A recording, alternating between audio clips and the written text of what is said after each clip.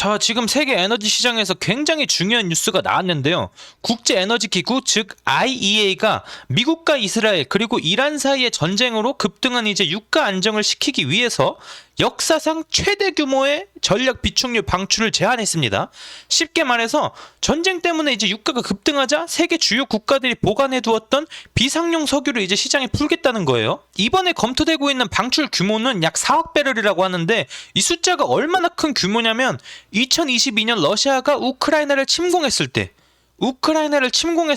IEA 회원국들이 시장에 풀었던 비축유가 약 1억 8,200만 배럴이었습니다. 자, IEA의 가장 중요한 기능은 바로 전략 비축유 시스템인데 이제 이 회원국들은 최소 90일치의 석유를 반드시 비축해야 합니다.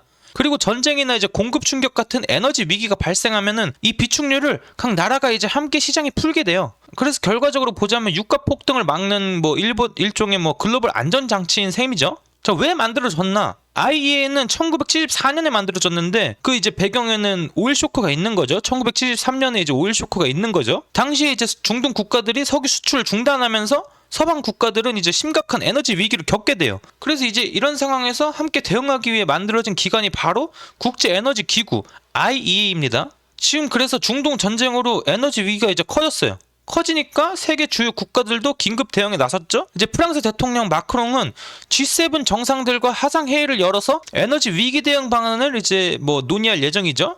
또 일본이 이제 한 발 더 나아갔어요. 비축유 방출 계획까지 이제 발표를 했거든요. 일본 정부는 3월 16일부터 이제 민간 재고 15일치, 정부 비축유 30일치 이제 이렇게 시장에 공급하겠다고 밝혔어요. 즉 다시 말해서 주요 국가들이 유가 상승을 막기 위해서 직접 석유를 풀기 시작한 상황입니다. 계속 말씀드렸듯이 제일 중요한 거는 호르무즈 해협이에요. 호르무즈 해협인데 전 세계 원유의 약 20%가 이 해협을 지나가는데요. 그런데 최근에 이제 이란의 유조선 공격 가능성이 계속 커지고 있어요. 계속 커지고 있고 심지어 해협에 기뢰 설치 가능성도 이제 얘기가 나오면서 선박이 운항 자체가 이제 불안해진다는 거죠. 선박이 운항 자체가 이제 안 돼. 그래서 결과적으로 세계 원유 운송이 크게 위축되고 있다. 이런 상황이 벌어지고 있는 겁니다. 그래서 이제 프랑스 정부도 이번 상황에 대해서 강한 메시지를 내놨어요. 프랑스 재무장관이 말했죠. 우리는 분명한 메시지를 보내야 한다. 호르무즈 해협을 당장 다시 열 수 없다면 다른 원유로 이제 공급을 대체하겠다. 이런 말이 되는 거예요. 즉 중동에서 석유 공급이 막히더라도 세계 시장의 석유 공급은 반드시 유지하겠다. 이런 뜻이 되는 겁니다. 경제학자들은 말해요. 이번 유가 상승이 계속될 경우에 세계 경제에 큰 충격이 올 수 있다고 경고합니다. 대표적인 위험은 이제 세 가지죠. 첫 번째, 인플레이션 상승. 두 번째, 이제 주식이 조정받을 수 있어요. 세 번째, 소비자 연료비가 이제 급등할 수 있죠. 즉 이제 유가가 계속 오르면은 전 세계 경제가 이제 함께 흔들릴 수 있다는 뜻입니다. 처음에는 전쟁이 곧 끝날 수도 있다고 생각을 했어요. 트럼프 대통령이 그런 신호를 보내면서 시장도 잠시 안정을 찾는 듯 했거든요. 하지만 이제 상황이 다시 바뀌었죠. IEA 관련자는 이렇게 말해요. 곧 유조선 운항이 재개될 것이라는 기대가 사라졌다. 완전히 사라졌다. 실제로 최근에는 추가 유조선 공격도 계속 발생하고 있고 미 해군 호위도 제대로 이루어지지 않고 있습니다. 그래서 지금 시장에서는 전쟁이 쉽게 끝나지 않을 것이다.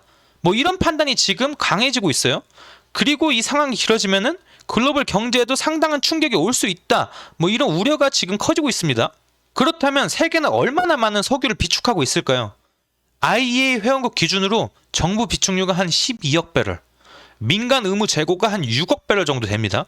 그래서 전체는 한 18억 배럴 정도 이렇게 되는 거죠. 이 양은 걸프 지역에서 석유 공급이 끊기더라도 약 124일 정도를 버틸 수 있는 규모로 분석이 됩니다. 과거에도 이제 전략 비축유를 풀었던 사례가 있는데요. 하지만 결과가 항상 같은 것은 아니었어요.